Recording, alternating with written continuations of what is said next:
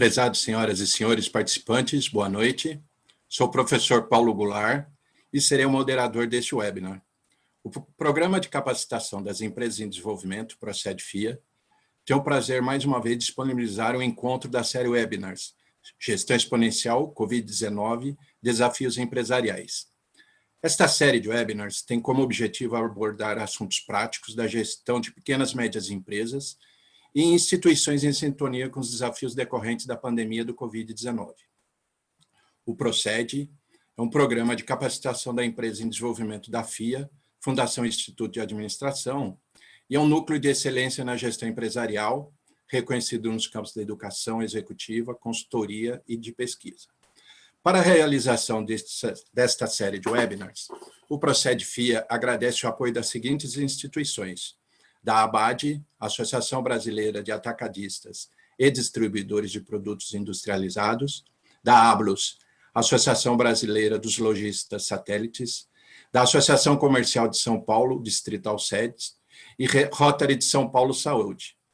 No webinar de hoje, teremos a grata presença do professor André Saconato, abordando o seguinte tema: gestão exponencial, crédito para pequenas e médias empresas, especialmente no contexto das instituições e empresas. O professor André Saconato, ele é sócio responsável pela Integrare Brasil, empresa de consultoria econômica, financeira e de mercado de capitais. Coordena o grupo de estudos sobre ambiente de negócio, Doing Business, World Bank, na FEComércio São Paulo, onde é membro do Conselho de Economia Empresarial e Política. Foi responsável pelo projeto de integração financeira da América Latina, junto do BID, Banco Interamericano de Desenvolvimento, e Ambima. É professor, ministra as aulas em cursos de MBA da FIA, em outras instituições, nos cursos de Economia de Empresas, Macroeconomia Teórica e Macroeconomia Brasileira.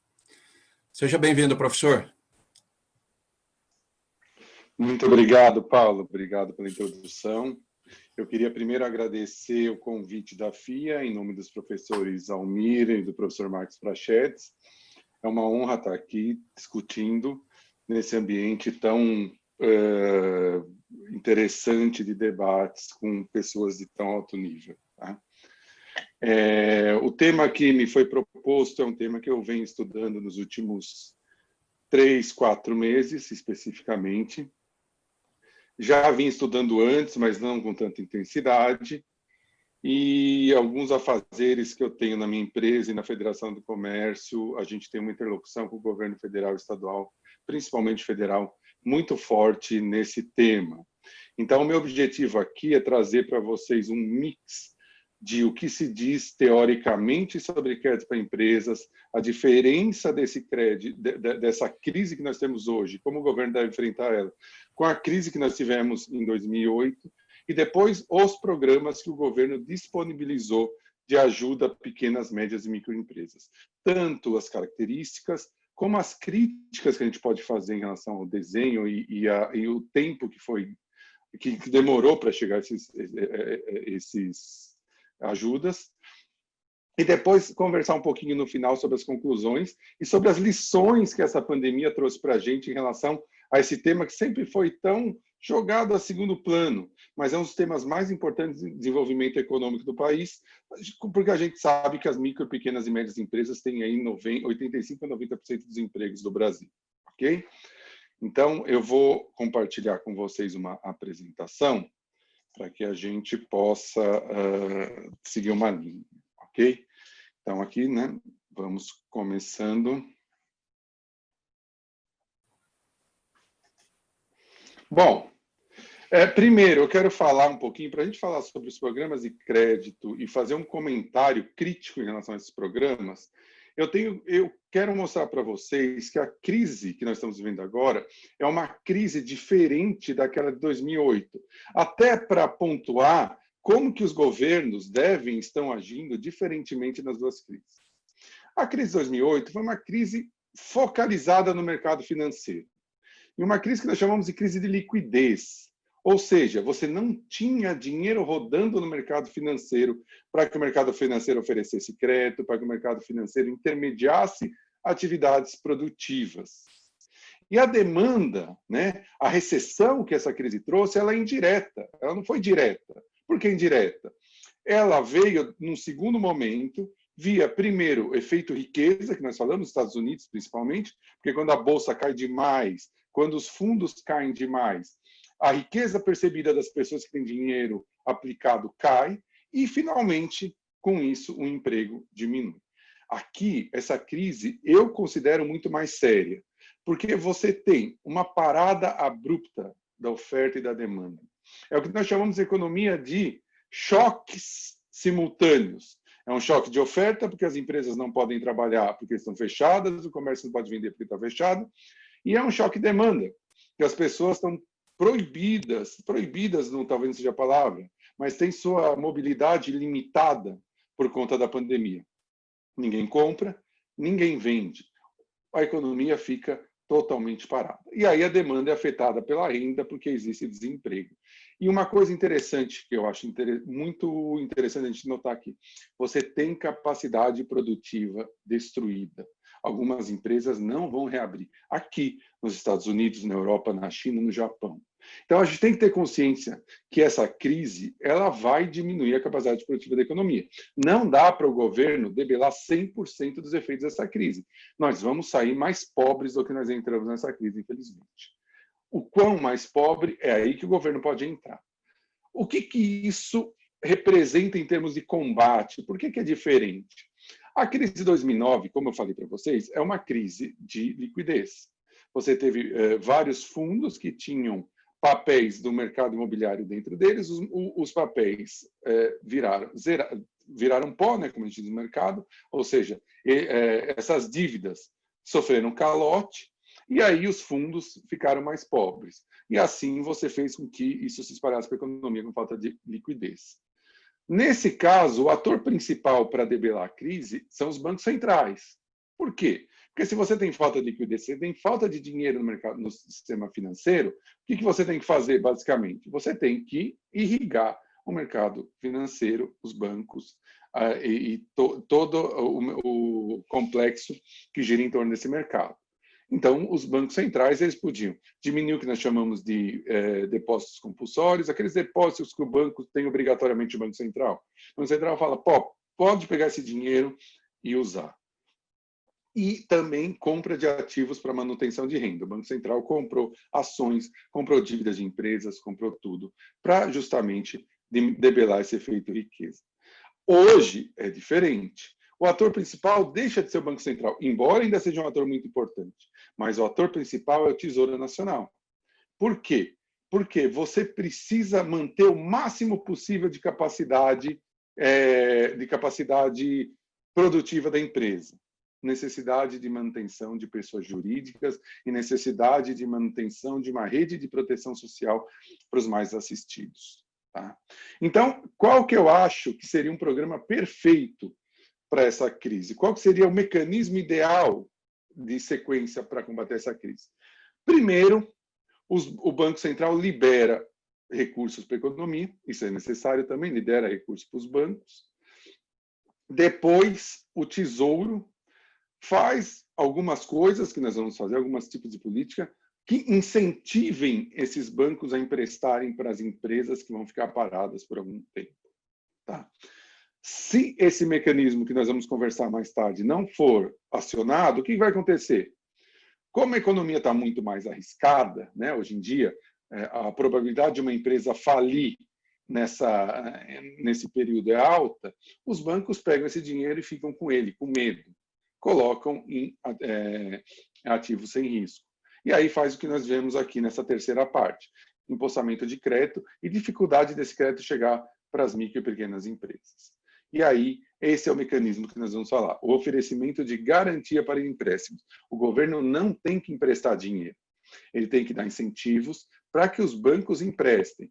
E esses incentivos têm que passar primordialmente para diminuir o risco da carteira dos bancos. Aí nós vamos falar um pouquinho mais sobre isso. Bom, vamos falar então de como foi feito o combate no Brasil, quais foram os pacotes e quais estão sendo os pacotes de crédito, e aí a gente vai automaticamente falando sobre as críticas e os elogios que a gente tem que fazer.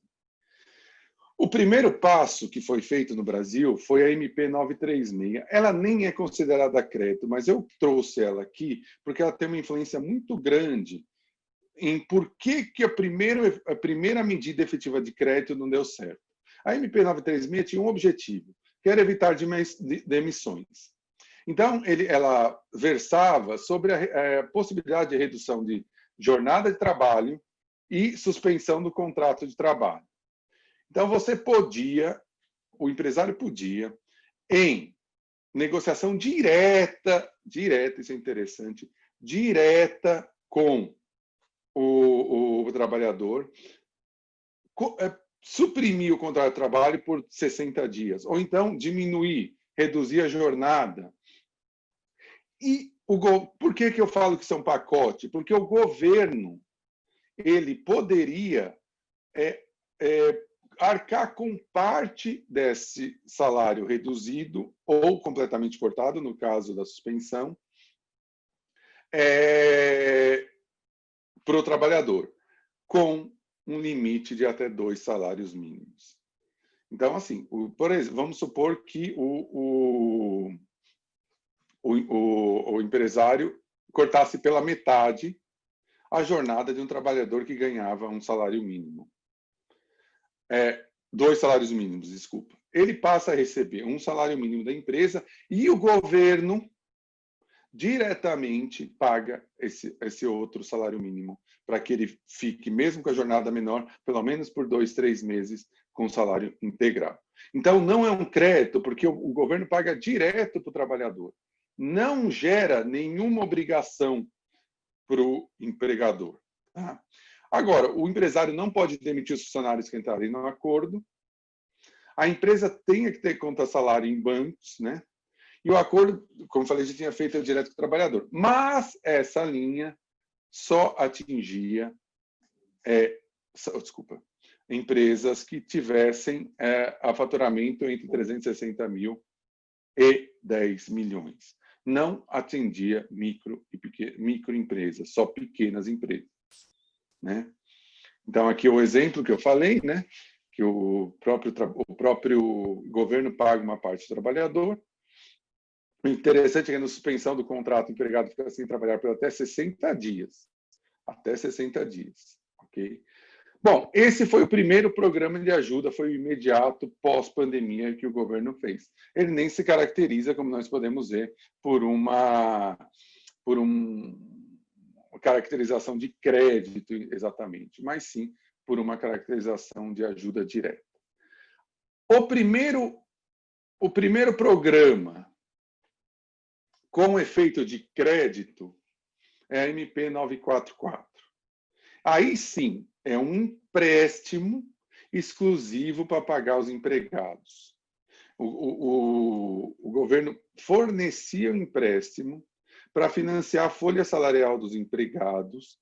Obrigatoriamente, o empresário teria que usar esse dinheiro para pagar a folha de pagamento. Ele não poderia usar esse dinheiro para mais nada, para aluguel, custo fixo, qualquer tipo de outra matéria-prima, nada, só exclusivamente para pagar os empresários. Novamente, com empresas que em 2019 tiveram renda bruta não acima de 360 ou até 10 milhões nesse período. Os juros eram de 3,75 ao ano, igual a Selic, taxa básica de juros na época. Né? Hoje tivemos mais uma baixa de Selic, ela está em 2,25. Na época estava 3,75. São tivemos 2 cortes 0,75 desde então. A empresa que toma financiamento não pode demitir os empregados por 2 meses. O pagamento tinha 6 meses de carência, ou seja, você só começa a pagar esse empréstimo de 6 meses, de março até 6 meses, no caso, né, que iria dar em setembro, e tem 30 meses para pagar, novamente limitado a R$ 2.090 por empregado. Ok? Então, esse foi o primeiro programa de crédito, que saiu mais ou menos 15, 20 dias depois da pandemia. Notem que, até agora, eu não falei, um mês praticamente pós-pandemia, nós estamos aqui nessa nossa linha do tempo, eu não falei em nenhum programa para capital de giro. Bom, qual foi o resultado? O que nós pudemos entender, ver desse programa que pode ser aí um teste para a gente fazer as nossas observações acadêmicas. Apesar dos esforços do governo federal e Banco Central, alguns detalhes importantes eram que o empresário não tivesse acesso ao crédito, principalmente os menores, né? Para vocês terem uma ideia, foi programado 40 bilhões de reais para esse fundo, né? Só 1,6 bilhão foi efetivamente contratado em quase 50 dias da vigência. E aí a medida provisória voltou para debate no Congresso. Inclusive, está no Congresso. O presidente da Câmara, Rodrigo Maia, falou que ele iria tentar diminuir o risco desse contrato. Eu estou vendo aqui uma informação relevante, na realidade, que o Fernando nos passou. Nesse MP 944, 85% do risco do crédito é assumido pelo governo, e só 15% é pelo banco. Vejam só, o montante final, e isso é interessante, o montante final quem empresta é o banco. Não é um empréstimo direto do Tesouro para o empresário. O Tesouro fala para o banco o seguinte, fala, pode emprestar o dinheiro que o Banco Central deixou você liberar de compulsório e por outros meios, todas aquelas medidas que o Banco Central fez logo depois que a crise, e o Conselho Monetário Nacional fez logo que a crise começou, empresta. Por quê? Se tiver até 85% de inadimplência, eu te pago, eu te vou ressarcir todo esse dinheiro. Ou seja, provavelmente 85% e 100% é a mesma coisa, porque nenhum banco vai ter essa quantidade de inadimplência. Tá? Então, só 6 bilhões foi efetivamente emprestado. A gente teve um problema que nós falamos com o governo logo no início desse programa, que é o fato de que ele foi restrito à folha de pagamento, e a folha de pagamento, segundo o Sebrae, é apenas o terceiro custo em termos de importância para as pequenas e médias empresas. Desde o começo, devia ter sido feito para capital de giro, e ele podia usar para salário, podia usar para aluguel, podia usar para água, luz, o que ele precisaria. Ou seja, aluguéis e insumo vem na frente de salário. Então, por que deu errado? Porque só 4% desse valor foi concedido. Nós estudamos isso, né, para tentar ajudar o governo a ajustar esses pontos. Chegamos a 4 itens. Primeiro, a concorrência com as outras medidas. Aí, o porquê que eu falei para vocês da 936. O empresário tinha 936, que não era um crédito. O governo pagava direto para o empregado, e o empresário não ficava com débito, não ficava com parcelas e com uma dívida futura. Então, nessa decisão, obviamente, os empresários preferiram ficar com a 936, que não gerava uma dívida para ele. A necessidade de ter conta salário no banco. Uma estimativa também do Sebrae mostrou que apenas 33% das empresas que estavam aptas a tomar essa linha tinham essa premissa. Você já exclui praticamente mais 60% das empresas de tomar esse crédito. E a mais importante, a necessidade de garantias estar completamente negativado para tomar o crédito em uma situação generalizada, né? E que nós já falamos. E a insistência em taxa de juros irreais.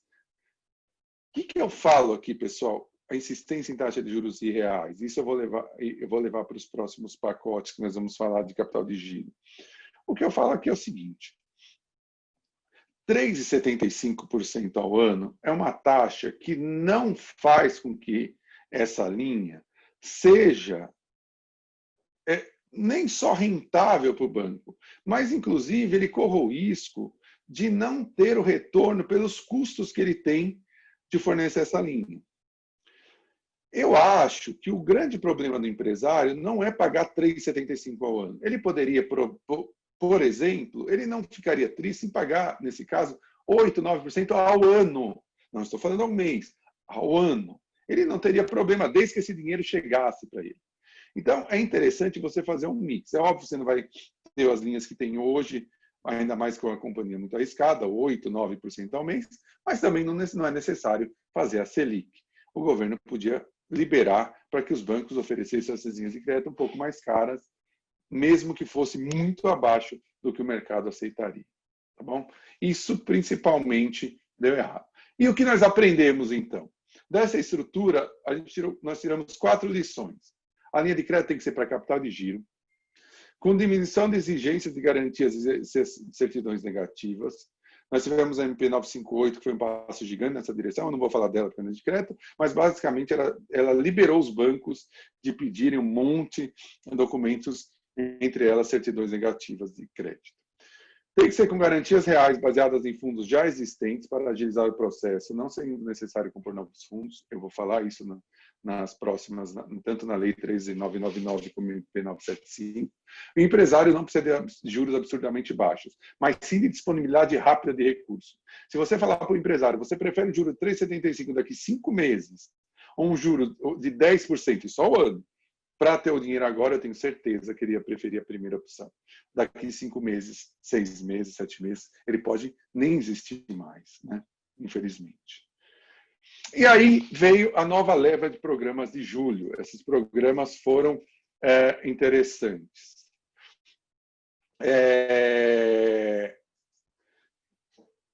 O governo lançou 2 novos programas que são para capital de giro, olhando os erros do passado e com fundos garantidores já existentes. Então, por que eu falo que é importante que tenha fundos garantidores que já existiam? Compor um fundo é muito complicado, até um fundo público, né? Você já tinha 2 fundos que eram destinados justamente a garantir alguns empréstimos. O FGI do BNDES e o FGO do Banco do Brasil. O FGI, o Fundo Garantidor de Investimentos do BNDES, tanto o FGI como o FGO, eles já eram fundos existentes que tinham dinheiro, mas não dinheiro suficiente para que alavancassem empréstimos no montante que era necessário por conta da pandemia. Então, o que o governo fez nesse sentido? O Tesouro Nacional foi e aportou dinheiro nesses fundos, colocou dinheiro nesses fundos. Quando ele coloca dinheiro nesses fundos, esses fundos ficam robustos o suficiente para garantir empréstimo de bancos de valores maiores e mais condizentes com toda essa parada da economia. O governo estima, por exemplo, isso é uma estimativa do governo, que para cada R$1 que ele coloca de aporte num fundo desse, os bancos são liberados para emprestar R$4.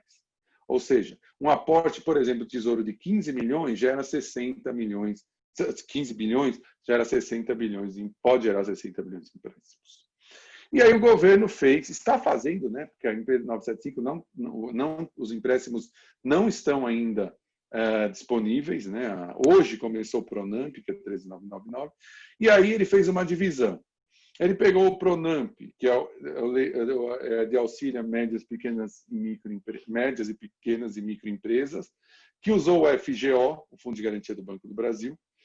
Fundos de garantia, só lembrando para quem entrou agora, para quem não sabe, na realidade é um montante de dinheiro que tem lá disponível para passar para o banco caso as empresas sejam inadimplentes. E fez a 975 para pequenos e médios empresários, usando o FGI, que ainda está em processo de aprovação na Câmara, por isso ainda é uma MP, não é uma lei. Não está disponível ainda. O Pronamp, hoje a Caixa liberou coincidentemente, a Caixa liberou 3 bilhões de reais nessa linha. Tá? O que é o Pronamp? Aí sim, você tem que desenvolver, a meta é desenvolver e fortalecer os pequenos negócios com uma linha de crédito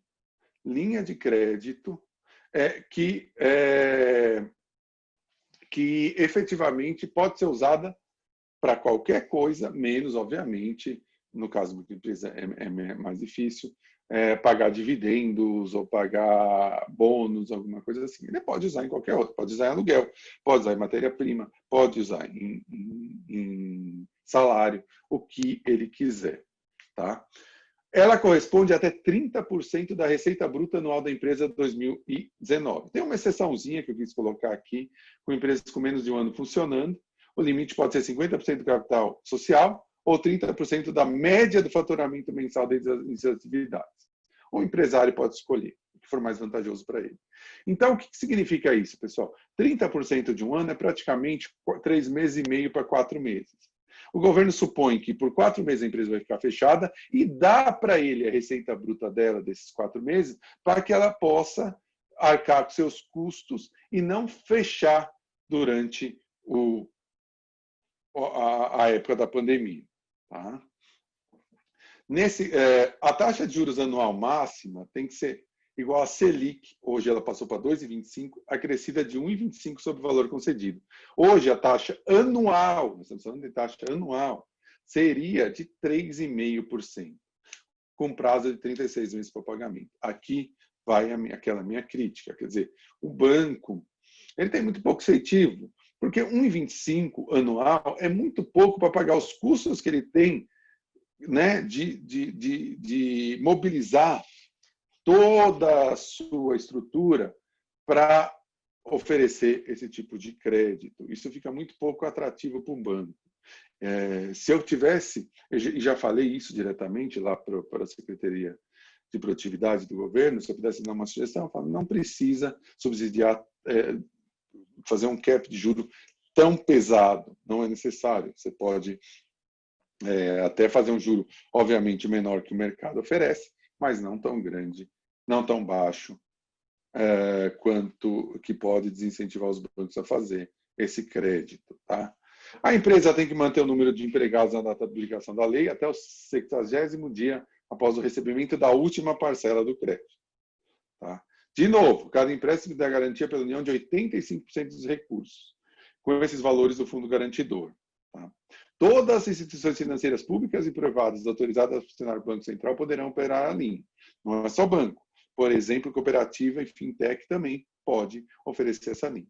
O aporte de tesouro no FGO foi de aproximadamente 16 bilhões, o que deve gerar, segundo a contas do governo, possibilidade dos bancos emprestarem até 64 bilhões de reais por conta da alavancagem.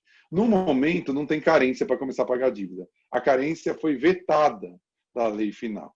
Fica a cargo do agente financeiro conceder ou não prazo de carência. Aí cada banco vai definir. O banco pode pedir para definir, pagar a primeira parcela no mês que vem, ou daqui a 6 meses, ou daqui a 12 meses. Sendo que o prazo total de pagamentos máximo é de 36 meses. Pessoal, interessante notar que qual que é a estrutura desse crédito. Quem empresta é o banco. O FGO, esses 16 bilhões, não são dinheiro para empréstimo. O banco não pode pegar esses 16 bilhões e emprestar. O banco pega o dinheiro que ele tem. Hoje a economia está muito líquida, né? A taxa de juros está muito baixa, o governo americano está soltando muitos dólares em pacotes para reavivar a economia, o japonês, o europeu. Então, você tem uma economia extremamente líquida, com poucas possibilidades de retorno real.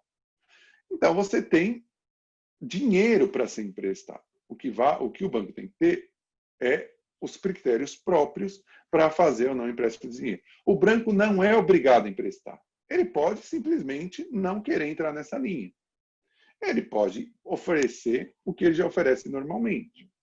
Por isso que eu acho importante que os juros tenham algum tipo de atratividade para os bancos. Tá? Então, eu acho que um problema dessa linha de crédito que ele pode enfrentar justamente é o fato dele não gerar incentivo suficiente para os bancos oferecerem essa linha. Okay? Também está rodando, já foi promulgada pelo governo, assinada, está no Congresso, a MP 975, que é o Programa Emergencial de Acesso ao Crédito. Vejam, eu quero voltar um pouquinho aqui, vocês me permitam, por favor. Vejam aqui. O governo fez uma divisão. Ele deixou o Pronamp 90% destinado a microempresas, com faturamento de até 360 mil por ano. E só deixou 10% do Pronamp para empresas de 360 mil a 4,8 milhões. Por quê essa divisão? porque essas empresas foram contempladas aqui, de 360 mil até 300 milhões de reais. Empresas que faturam 360 a 300 mil reais, a 300 milhões de reais, que são empresas consideradas de pequena e médias, podem buscar dinheiro nesse plano. A MP autoriza a União a aumentar até 20 bilhões a sua participação no Fundo Garantidor para Investimentos, o que deve alavancar próximo de 80, deveria alavancar, né? Próximo de 80 bilhões de empréstimo. Né? Não tem deliberação sobre carência e prazo máximo, está sendo discutido no Congresso, assim como a taxa de juros. Mas aqui, a taxa de juros, por ser empresas que são mais sólidas, são empresas que conseguem arcar com um custo maior, ela deve ficar entre 1,2% e 1,3% ao mês. Vejam, ainda é uma taxa muito baixa para crédito à empresa. Mas essa linha deve demorar de 3 a 4 semanas para estar disponível nos bancos. Tá? Dentro desse contexto, o que a gente pode tirar de conclusão para pensar de agora em diante nessas novas linhas de crédito? Uma crítica que nós podemos fazer é que o governo demorou para conseguir ajustar as políticas e erroneamente mirou no início apenas no salário. A primeira linha de capital de giro chegou 3 meses, Pronamp chegou 3 meses depois da quarentena. Hoje, basicamente, operacionalizou hoje, dia 17 de junho, sendo que a quarentena foi instaurada aqui em São Paulo no dia 18 de março, exatamente 3 meses depois. Isso já pode ter quebrado várias empresas. Só para ter um exemplo, o governo americano já ofereceu pacotes com 100% de garantias para os bancos, para pequenas e médias empresas, há 2 meses. E ele ofereceu quase $1 trilhão de dólares. E foi quase tudo emprestado, praticamente tudo, 95%, 96% desses empréstimos. Obviamente, lá a taxa de juros dos bancos é menor, você oferecer uma linha dessa fica mais, a taxa de juros, desculpa, da economia é menor, você oferecer uma linha dessa fica muito mais interessante do que aqui no Brasil. Né? Então, não foi, e aí eu posso dar um testemunho, que eu estou participando, não foi até por falta de iniciativa do Ministério da Fazenda. É que realmente no Brasil as coisas demoram muito para acontecer. E houve um entreveiro entre a Fazenda e o Tesouro para que o Tesouro aportasse esse dinheiro nos fundos garantidores. Foi difícil de convencer. Segunda conclusão, as linhas travavam nos bancos. O risco é alto. Os bancos, com razão, prevêem as empresas hoje com risco muito maior. Eu já vi, por exemplo, amigos meus do mercado financeiro falando abertamente, eu não vou emprestar para academia e para a empresa de evento, porque eu não sei quando ela vai reabrir. Eu tenho que zelar pelo balanço do banco. Quer dizer, a gente também trabalha alavancado. 15, 20% de inadimplência é suficiente para quebrar um banco. Então, elas travaram. Existe risco gigante e, nesse caso, a necessidade urgente do governo garantir. Essas garantias são garantias como aquele garantia, o FGC, né, Fundo Garantidor, que garante a poupança. Todo mundo sabe que se você tiver até 200 mil reais, se não me engano, no banco, e o banco quebrar, o Fundo Garantidor te dá esse dinheiro. É a mesma coisa, só que para os bancos. Né? Quer dizer, o governo, se as empresas não pagar, dá esse dinheiro para os bancos. As linhas de capital de giro do governo tiveram um bom desenho. A equipe do Ministério da Fazenda foi muito competente em desenhar, embora um pouco tarde. Mas a taxa de juros pouco competitivas podem barrar. E aí, pessoal, o mais interessante que eu acho,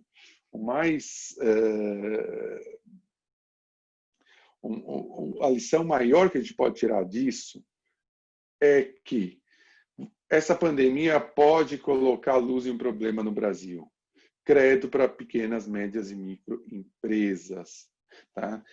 A gente nunca pensou nisso de uma forma muito profunda no Brasil.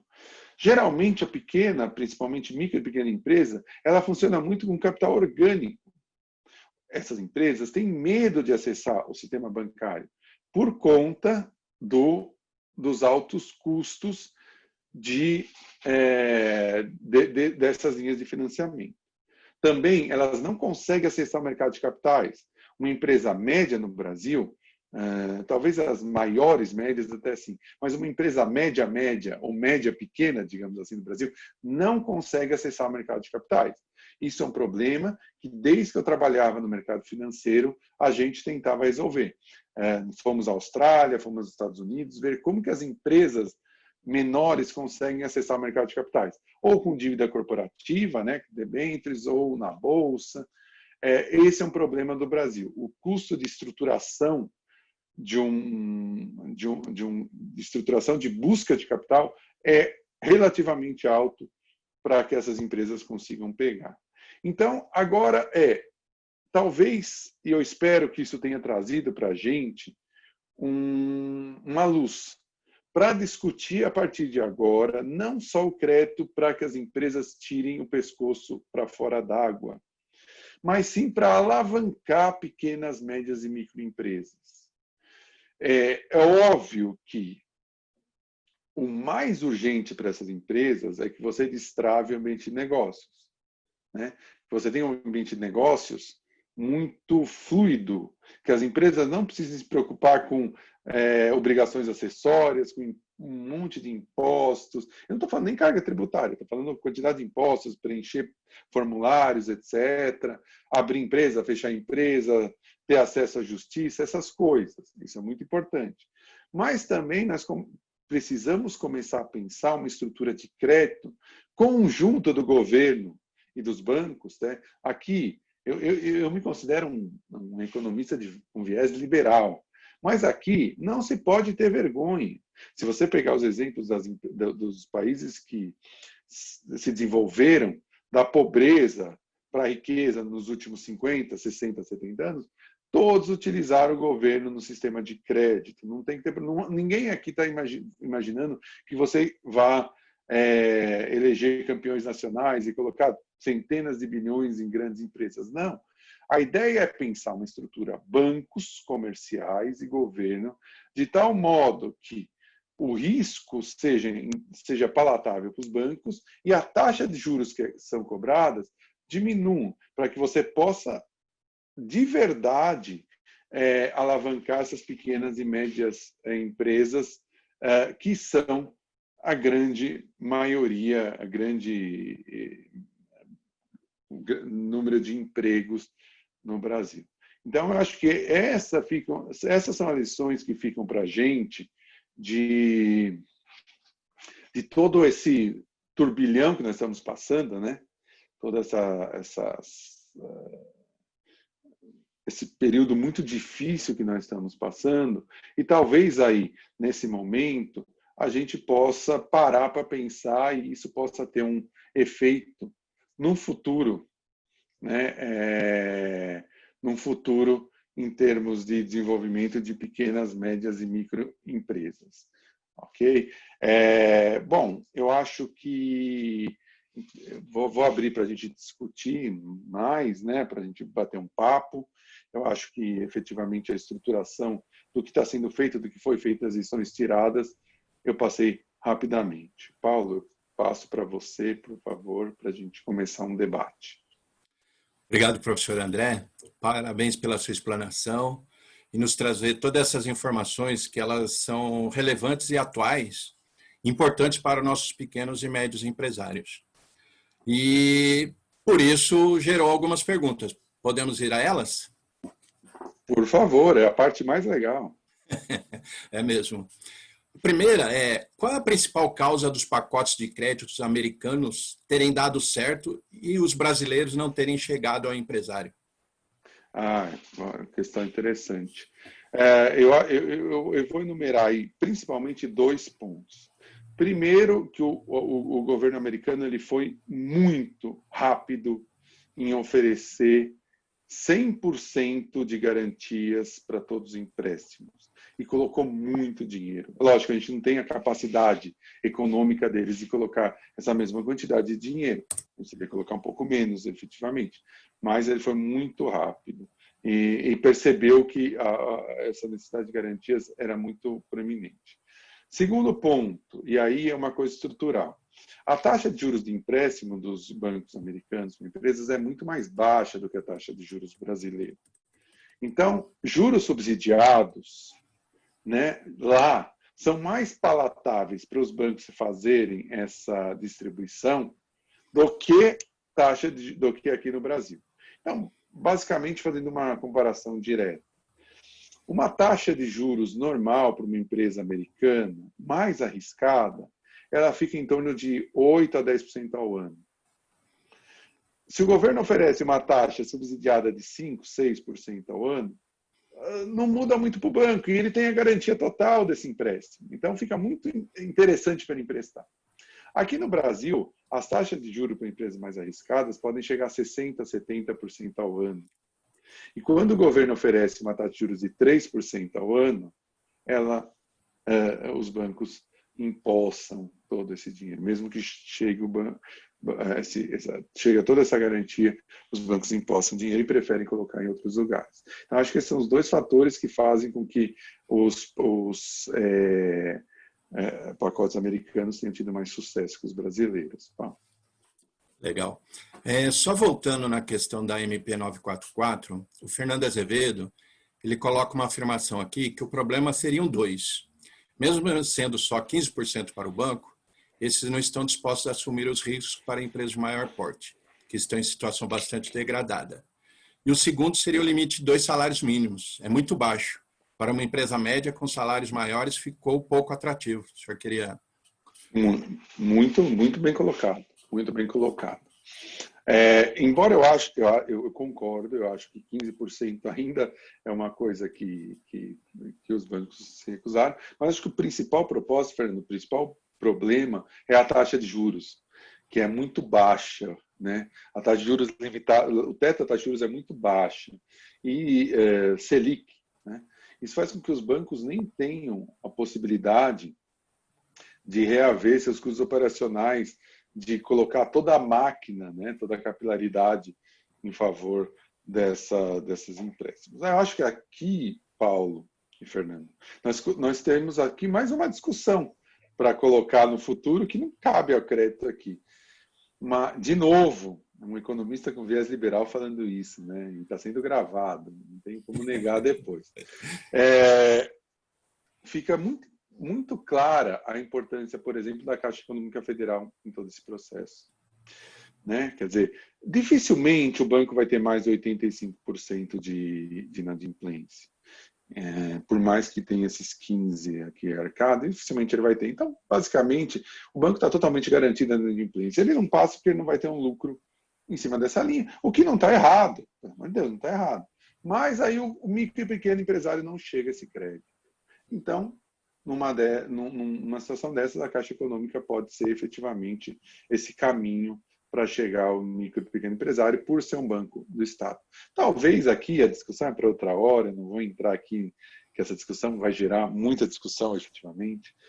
Talvez Banco do Brasil e Caixa juntos não sejam necessários.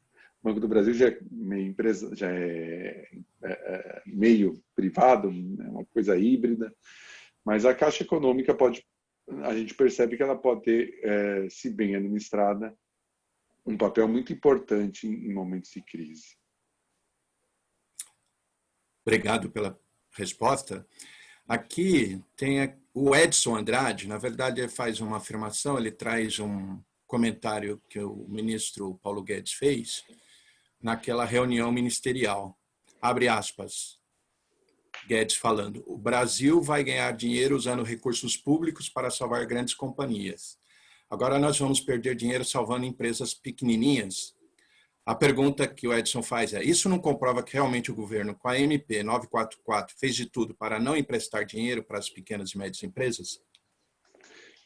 Edson, um abraço. Edson, aluno de muito tempo, um amigo, conversamos nas redes sociais.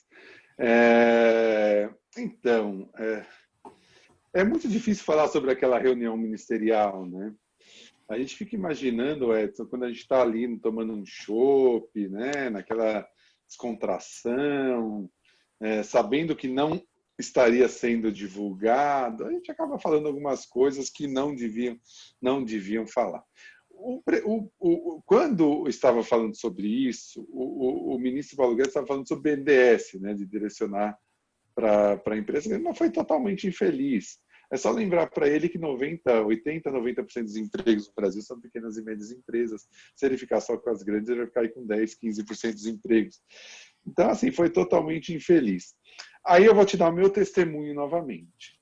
A equipe da CPEC, a gente fala diretamente com a secretária adjunta do MDIC, né, do antigo MDIC, Desenvolvimento desse Comércio, Antônia Talarida, eles estão empenhados desde o começo em tentar desbrenhar os mecanismos a construir uma MP o mais bem desenhada possível. Mas eles enfrentaram certas resistências dos fundos já existentes, do Tesouro, do BNDES, que foram vencidas com o tempo. Então, na realidade, essa fala não reflete muito o que está acontecendo lá dentro do Ministério, junto com o secretário especial Carlos da Costa, que está capitaneando essa equipe. Infelizmente, o timing já foi ruim. Mas é antes tarde do que nunca, né? Muitas já faliram, infelizmente, é um terror isso. Mas vamos tentar salvar as que ainda tem. Beleza, professor, obrigado. O Ari Cordeiro, ele pergunta, qual o percentual do Pronamp garantido pelo governo? Oi, Ari, boa noite. O percentual é 85%. Pronamp 85%, MP 975, 80%. É muito marginal essa diferença, né? Marginal porque é muito difícil que o banco vá arcar com uma inadimplência tão grande. Na realidade, quando você faz isso, você faz só para tentar alavancar um pouquinho, incentivar os bancos a emprestarem mais. A conta que eles fazem, uma inadimplência, por exemplo, 50%, vamos dizer, é catastrófica, não existe. Não existe, por mais que seja uma situação de tipo pandemia. Então, eu acho que não é por falta de garantia que os bancos vão emprestar. Eu acho que a gente tem que olhar, hoje, já foi detectado pelo governo que o problema é garantia, e ele atacou esse problema. Agora, como eu volto a falar, eu acho que você tem que combinar com os bancos e ter taxa de juros que sejam realmente... Já que eu tenho essa garantia e o componente inadimplência não vai gerar um custo para esses bancos, refaz a conta sem inadimplência, vê qual que é os juros interessantes os bancos emprestarem e vão negociar, e o governo negocia a partir dessa base de juros, né? Porque também tem o lado contrário, né, Paulo? Quando a gente ouve os bancos, por que o spread é tão alto no Brasil? Por que o spread é tão alto? Uma das coisas que eles falam diretamente é impostos e a outra é inadimplência. Se você tira inadimplência, você tira uns grandes problemas que geram um custo de empréstimo mais alto. E aí você pode diminuir esse empréstimo. Eu acho que está muito mais para os juros muito baixos que são permitidos do que para garantir efetivamente. Obrigado, professor. Conosco aqui está o professor Alex. Ele está fazendo uma pergunta que, na opinião do senhor, qual seria o desenho ideal de um plano de estímulo ao crédito para micro e pequenas empresas? Bom, professor Alex, que prazer poder responder uma questão sua. Então, eu acho que tem alguns pontos. Primeiro, sem nenhuma sombra de dúvida, o primeiro é você garantir uma boa parte dos empréstimos. Eu acho que 85% está bem interessante, não é necessário mais. Então, constituir um fundo garantidor para que E aqui é interessante a gente falar, né? Mesmo que com esse fundo garantidor, o banco tem a liberdade de pedir garantias para a empresa também. Ele não está proibido de pedir garantias, né? Quer dizer, o empresário vai na Caixa, ele vê essa palestra e fala, olha, eu vou na Caixa e quero dinheiro, não vou dar garantia nenhuma. Tá? Ele ainda pode pedir garantia. No caso do Pronamp, você liberou o sistema de consulta para os bancos da Receita Federal, então ele pode ir lá direto e não precisa pedir para o microempresário, que é aquela para 90% do microempresário, tá bom? Mas ele precisa pedir garantia. Então, voltando à questão. Primeiro, garantias. Segundo, não limitar o crédito a salário. Pelo amor de Deus. Imaginar que todo o custo da empresa é salário. Imagina você dar um crédito para a empresa, você fala, você só pode usar isso em salário. Todos os outros custos você não pode usar. Ou seja, você continua pagando todos os custos, você só tem esse crédito para salário, e quando acabar a pandemia, você não pode demitir funcionário. Como se a gente considerasse que não vai ter destruição de valor da empresa. É um absurdo, né? Quer dizer, então, tem que ser para capital de giro. Eu acho que é interessante que isso aconteça. Teria que ser rápido. Esse ponto já não é muito mais possível, não dá para voltar no tempo. Então, com garantias, sem especificidade, rápido, e eu, pessoalmente, tiraria esse ponto de ter que manter o empregado depois. Eu acho que nenhuma empresa manda o empregado embora porque gosta, porque acha isso bonito. Essa triste ideia de demonização do empresário na cultura brasileira. Para o empresário é tão ruim demitir como para quem for demitido. Significa que ele está diminuindo a empresa, significa que ele não está tendo bem-sucedido. Eu tiraria qualquer restrição. O que a gente quer aqui, salvar emprego significa salvar a empresa, não obrigar ela a não demitir. Se você consegue salvar a empresa, você consegue salvar o emprego. Limitar a não demitir faz com que o empresário tome um risco muito grande, que é o risco de nem ele mesmo saber se vai continuar. Ele acha que vai, ele toma esse crédito pensando que vai, mas ele fica com medo de demitir.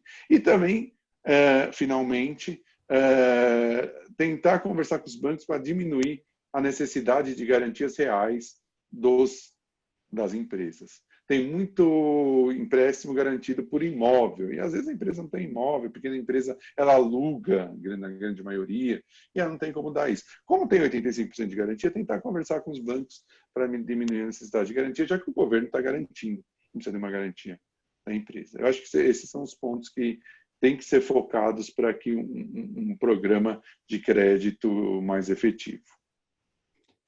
Entendi, professor. Nessa linha, o Jacinto Cataldo, eu acho que vale um complemento aqui. Ele diz que você realmente acredita que esses valores, ou empréstimo, irão chegar às pequenas empresas nacionais a tempo? Porque a enorme maioria das pequenas empresas já vinham com restrições, atrasos e o rating prejudicado por essa recessão aí, na opinião dele, a maior da história do Brasil. Nós temos a cultura de campeões nacionais e não há interesse na pequena economia. Então, Jacinto, muito boa a sua questão. Eu vou começar pelo final. Isso eu acho que vai ser um grande legado dessa pandemia e toda essa estrutura de quarentena. Pensar a importância do crédito à pequena, média e microempresa. Por 10 anos, por 2 mandatos anteriores, isso foi praticamente esquecido. O que se falava? BNDES emprestando para grandes empresas frigoríficas, para grandes empresas de aviação, para grandes empresas do ramo do mercado financeiro, e nunca se falou de uma maneira estruturada em crédito para pequena e micro e média empresa. Eu acho que a sociedade, isso aqui parece um chavão, mas é a realidade. A sociedade civil, as entidades patronais, o governo e os bancos têm que se reunir e criar um programa de crédito. Quando eu falo um programa de crédito, não é assim, olha, vou disponibilizar 3 bilhões aqui. Não, um programa é um programa que tenha um olhar de 5, 10 anos. Como que eu vou incentivar a pequena, média e microempresa? O que ela precisa? Faz uma pesquisa, vai com o empresário, vai desde o empresário que está vendendo coxinha na periferia, até o empresário que fatura 300 milhões, que é o máximo de uma média empresa. O que você precisa? Qualifica esse empresário, utiliza o Sebrae, que é um órgão muito importante, tem vários cursos, várias estruturas, a FIA também oferece muito material, a FEComércio de São Paulo oferece um site inteiro só com material, qualifica, mostra, porque o crédito, e também isso é um ponto interessante que eu não falei anteriormente, ainda bem que eu tive essa oportunidade. O crédito também é ensinar a usar. Não adianta você dar crédito para uma empresa para ela pagar a dívida que já está rolando e virou uma bola de neve, você só vai jogar esse dinheiro fora, porque é mais tempo ou menos tempo, ela iria fechar, não porque ela não teria crédito, mas sim porque ela não tem receita, ela não tem uma estrutura. Então, assim, pensar o crédito para a pequena empresa, desde a educação financeira, dessa pessoa na periferia, humilde, que está empreendendo, que tem uma veia empreendedora, até a pequena e média empresa, né? Para não dar, por exemplo, problema com empresa exportadora que quer ganhar dinheiro na variação do câmbio. Isso é um erro monumental. Ela não é um banco, ela é uma empresa, ela tem que focar no ponto principal dela, na atividade principal. Faz hedge, compra fundos de variação cambial para que você mantenha o valor real da empresa. Então, eu acho que esse é uma coisa importante. Como que a gente pensa um programa de longo prazo de incentivo à micro, pequena e média empresa ao empreendedorismo no Brasil. Né? Tem uma frase que eu nunca sei de quem é, desculpa não saber, e também não tenho nada contra funcionários públicos, eles são ótimos, eu tenho na família pessoas que trabalham no funcionário público, mas dizia que se o Bill Gates vivesse no Brasil, ele seria procurador da República, procurador da Justiça. Né? Por quê? Porque aqui no Brasil você tem um incentivo, toda a estrutura de benefícios, de garantias contra ser mandado embora, tal. São uma estrutura de incentivos que leva os melhores cérebros do Brasil a não empreender, e sim a ir para a carreira pública. Então, esse é o primeiro passo, o incentivo ao pequeno, médio e microempresário, um programa de longo prazo. Só complementando, o Jacinto ele falou que é vice-presidente da Associação Comercial e da Federação das Associações Comerciais, e ele garante que toda a atuação que eles têm com as pequenas empresas, que elas estão abandonadas em todo o país. Esse é o comentário que ele fez. Ótimo comentário, Jacinto. Eu presto serviços para a FEComércio também, na Associação Comercial. Eu falo muito com o Ulisses, né, que é economista-chefe, um amigo meu, e a gente percebe o drama. E era uma situação muito complicada, acho que você vai me entender muito bem, que a gente ia vendo o tempo passando, ia vendo que as coisas não estavam acontecendo, ia vendo os associados dessas federações, dessas associações, falindo, gritando, pedindo socorro. É uma situação muito complicada. Eu confesso para vocês que eu fiquei noites sem dormir com essa preocupação, porque você vai vendo as coisas acontecerem e você não vai vendo como solucionar. Imagina, por exemplo, um empresário de serviços que teve 100% da sua receita tolhida.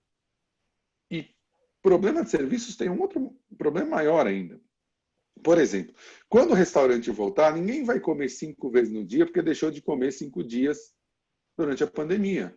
Não tem demanda reprimida para o restaurante. Então, assim, não vai ter uma receita adicional no restaurante quando abrir tudo normalmente, quando vier a vacina, porque ele não teve lá atrás. O comércio vai ter um pouquinho, a indústria vai ter, mas o serviço está totalmente... Ele vai ter que tirar desse dinheiro para pagar esses empréstimos que ele fez agora. Então, assim, eu compreendo, eu percebi isso também e eu entendo perfeitamente o que você está falando. É terrível. Professor, quando o papo está bom, o tempo corre, não é assim? Vamos ver. Eu tenho mais 2 perguntas. Uma delas é se o senhor vai querer complementar, que o senhor já falou, que seria quais lições podemos tirar sobre crédito e pequenas empresas aí após pandemia. Acho que o senhor já respondeu, se quiser complementar alguma coisa. Essa talvez seja a melhor parte de toda essa tragédia, se é que existe melhor. Eu acho que um problema que sempre existiu e nunca foi bem trabalhado veio à luz, veio à tona. Você vê mídia, você vê grande mídia, você vê discussões sobre isso, que nunca houve efetivamente. Então, eu acho que a gente tem que aproveitar, nós, formadores de opinião que estamos aqui, temos que aproveitar esse momento para não deixar a peteca cair depois também. Isso eu acho importante. Professor, estamos finalizando. Muito obrigado pelo tempo que estivemos juntos. O senhor queria fazer algum comentário final, algumas palavras?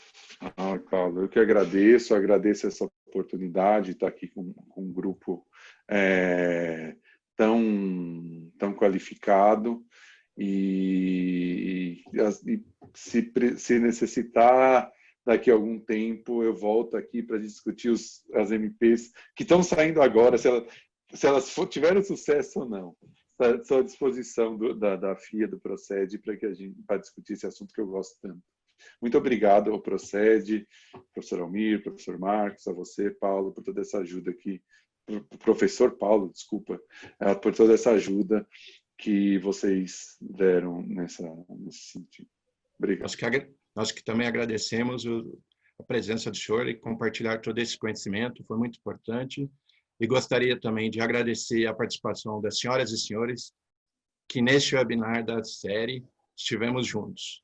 Agradecer novamente ao apoio das seguintes instituições: da ABAD, Associação Brasileira de Atacadistas e Distribuidores de Produtos Industrializados, da ABLOS, Associação Brasileira dos Lojistas Satélites, da Associação Comercial de São Paulo, Distrital Sudeste, e Rotary de São Paulo Saúde. Obrigado mais uma vez ao professor André Saconato pela sua disponibilidade em conversar conosco, compartilhando um tema tão atual neste webinar. Agradecemos também a toda a equipe de apoio que fez aí da FIA Procede, que mais uma vez possibilitou a realização com excelência deste nosso evento. Na próxima terça-feira, convidamos a todos que estaremos tratando de um tema: impactos do novo cenário socioeconômico no planos de previdência privada e seguros de vida, com o professor José Luiz Munhoz. Lembramos aos senhores e senhoras que, assim como os anteriores, este webinar estará disponível no nosso canal do YouTube, lá da FIA, Fundação Instituto de Administração. Uma boa noite a todos e nos veremos em outras oportunidades.